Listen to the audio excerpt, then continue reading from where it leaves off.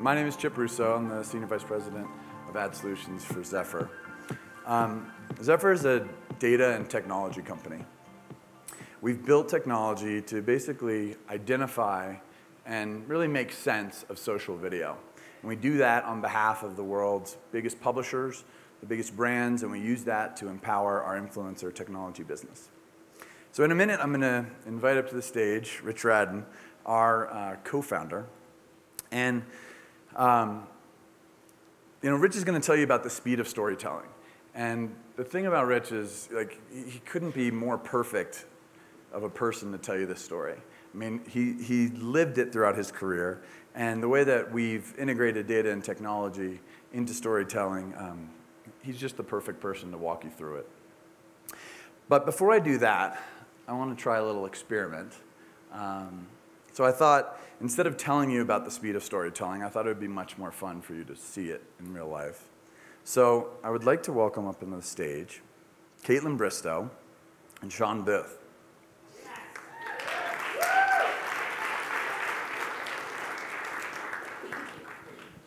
So, welcome. Hi. Caitlin and Sean, I'm sure you guys recognize them from last season of The Bachelorette, which was amazing. You guys are all into like deep like films and all that, and I'm like, man, have you ever heard of The Bachelorette? But what you might not know is how prolific they are in terms of social media. Their footprint is pretty much enormous. I mean, between the two of them, they've got 3.1 million followers. So to put it into perspective, since it's January, that's about 28 Super Bowl stadiums that are following them on a daily basis. Thanks for pointing that out. I didn't think about that. But what we want to do is just conduct something fun. So we're going to let them create a little piece of content right now, and then we're going to revisit it at the end of the presentation. So why don't you two take it away? Okay, but we need a little more energy for this one, okay? Maybe everybody stand up a little bit. We've got a fun thing planned for you, okay? So you better enjoy it. All right. Yes, we are known for our Snapchats, and just to show how fast that works during the show, when it's airing, nobody knows who the winner is, nobody knows who she picked. She, by mistake, put me on her Snapchat halfway through the season, and it caused complete chaos. It was only up for like 2 minutes, and there was like 1,000 screenshots, and it was all over the internet. Right. So we're going to do a little test here. We're going to do a Snapchat, and then we're going to visit in, 15 minutes to see how many views we get? That's right, 12. Let's do it. All right. Clock's running. So I put on my Twitter, I get more views on Snapchat if I tweet out that I'm doing something on Snap. So I said that I had a big announcement. Everybody is going nuts thinking I'm pregnant, which is everybody's favorite thing to guess. So I'm going to be like, oh, we are having, and then our next story will just be, we're going to have everybody do the wave. So we're going to have everybody do the wave. Real riveting stuff here, okay? Yeah, we should maybe do a practice run to make sure we get it going. The wave is always the best the second time around. Yeah, exactly. Okay, so we're going to say... Let's start at this table. But wait, we have to say what we're announcing.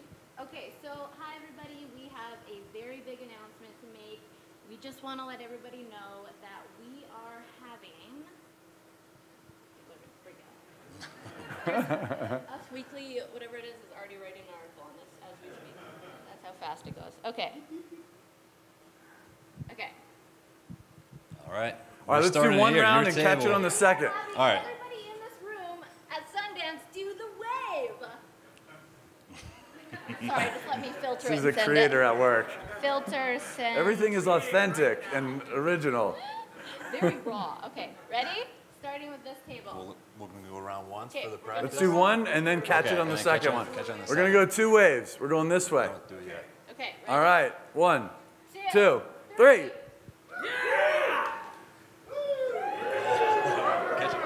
Did you get it? No, yeah, that was a practice run. I want to see if All right. All right, we need more energy here. Okay, now really put everything into it this time. Okay, ready? All right, lots of noise, people. 1, 2, 3.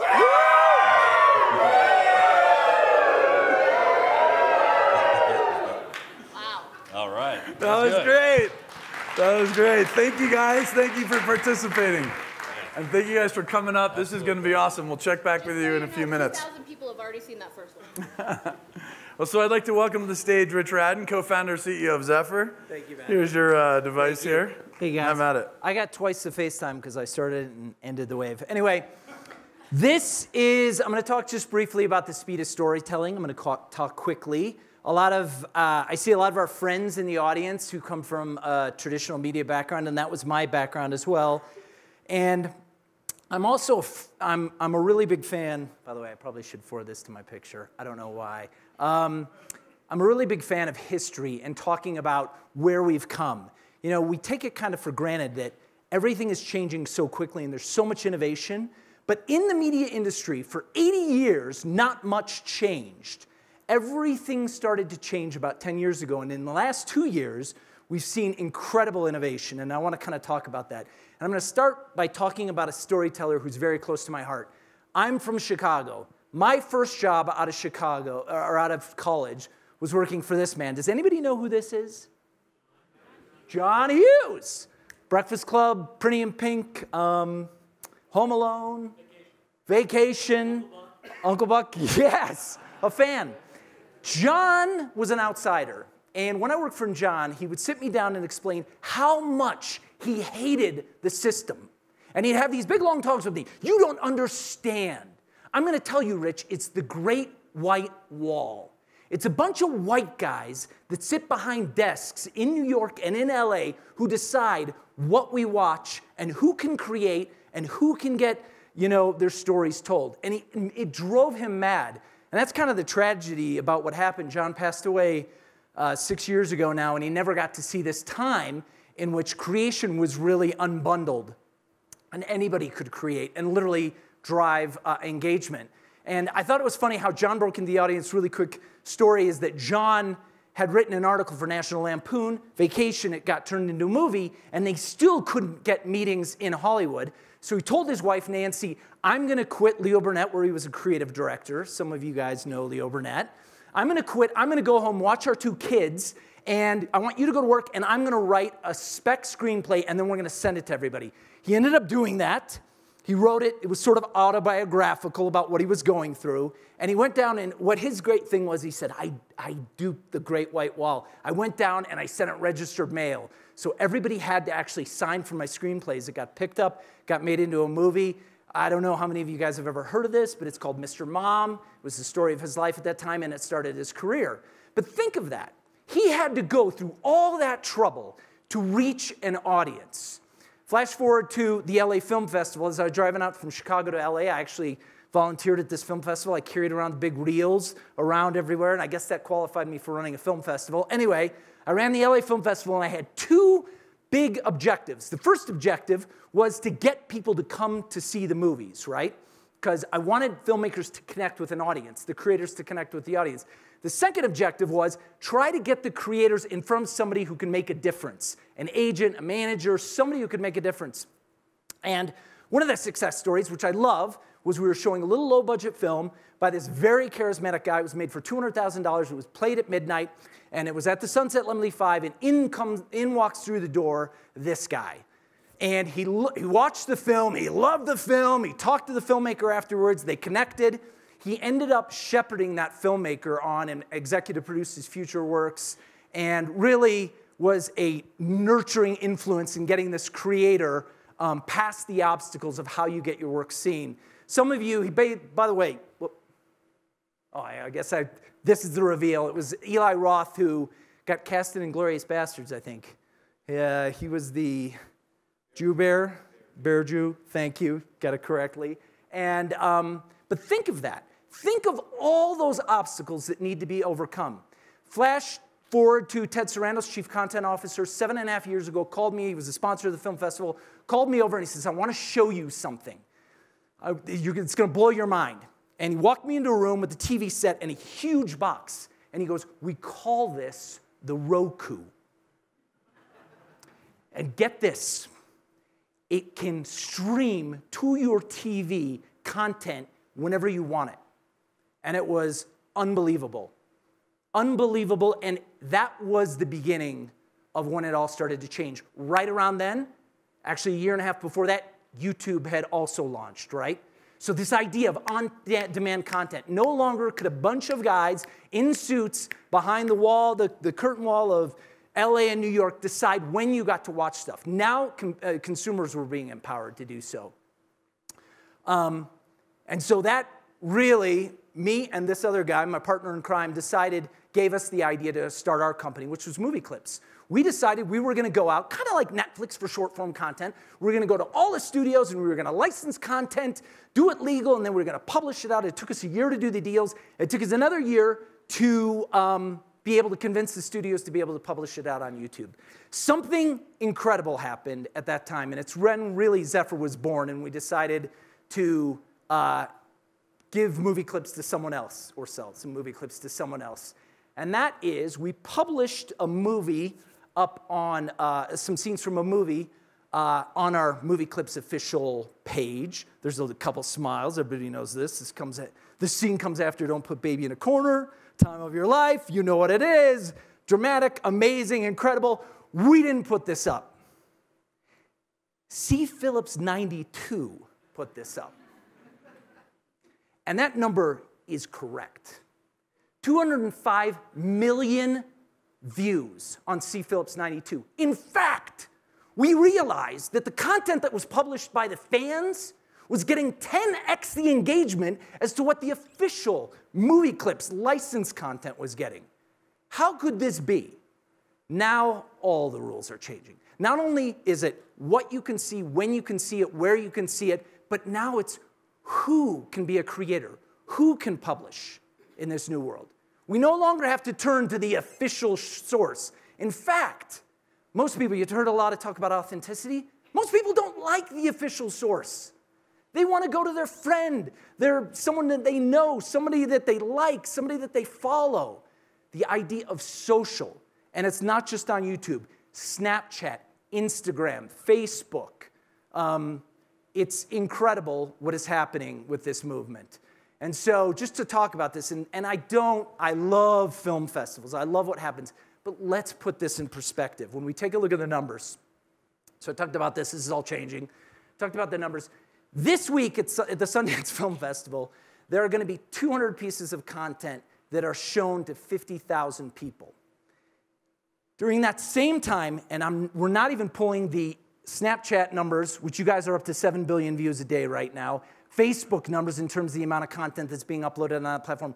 On YouTube alone, 79 million pieces of content are being uploaded by people that care.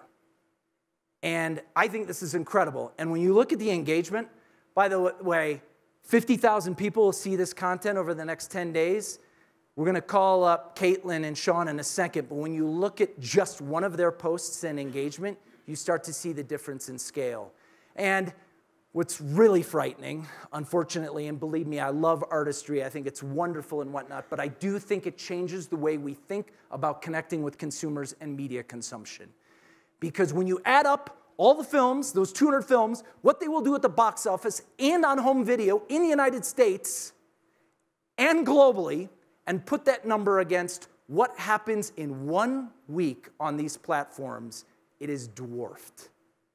And that's when we decided that Zefr needed to be a data and technology company. We needed to empower our media partners and brands to be able to leverage all this exciting activity that was happening.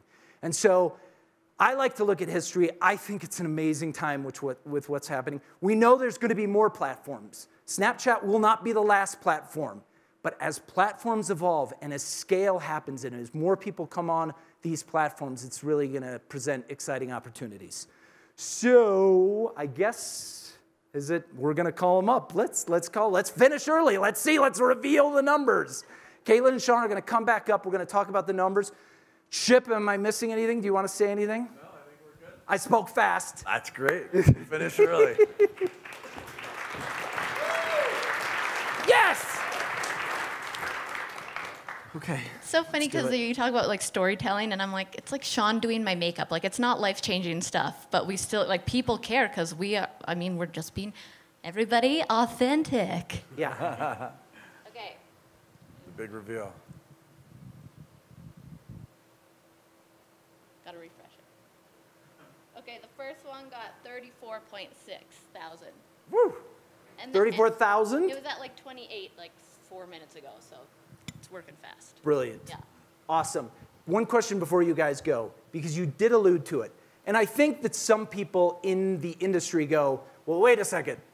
There's a difference between quality. There's a difference between professional and the stuff that amateurs would produce. What do you see when you guys post content? Why do you think people feel such a connection to you? Why do you think, you know, Variety released a study, I don't know how many of you know this, for millennials, about who they look to, who were their inspiration. And of the top 15 or 20, I want to say 85% of them were not traditional. Like Leo was 19, and Bethany Moto was like 2 or something. 6 out of the top 10 were YouTube stars. Why do you think that is? You have a better view. You have a daily dialogue with these folks, with the community. I think like for a lot of people who are in the industry and acting or whatever, they've worked their whole lives. I feel like people who have watched us have been with us like from the beginning. So this all happened for us overnight, and all of a sudden we're on TV, and the people like started with us from like, you know, nobody really knowing who we are to all these people knowing. And I think people were invested in our relationship, and I think people find us relatable because we aren't afraid to swear, and we aren't afraid to talk about things people don't talk about, and we're not like the cookie cutter people that come out of a show being like, oh, we want to seem like, you know, these perfect people who we don't, you know, but we swear and we talk about sex and we don't care. And I think that's refreshing to people. Yeah, the energy of kind of discovery. People get wrapped up in that. And do people ever kind of, I mean, authenticity is huge, right? But do people ever kind of accuse you guys of acting like you're not really being yourselves? Or is that just never come out? You just feel like, wow, you have a really... that really comes up. I think that's why people enjoy watching us so much, and because we are real and relatable, and they were in our journey, in our love journey, from like the moment I met her to proposing to her. It's right there in their family room. They're sitting long watching it, so it's kind of a neat thing. And we respond to them. And you respond to them. Yeah, so You're not afraid to have a dialogue with them. Yeah. Right. Wow, amazing. Well, Well, you guys are a cute couple. This is awesome. Glad it worked out. Thank you. Congratulations. Yeah. All right, guys. Thank you for being here. Thank you. And thank you, everybody.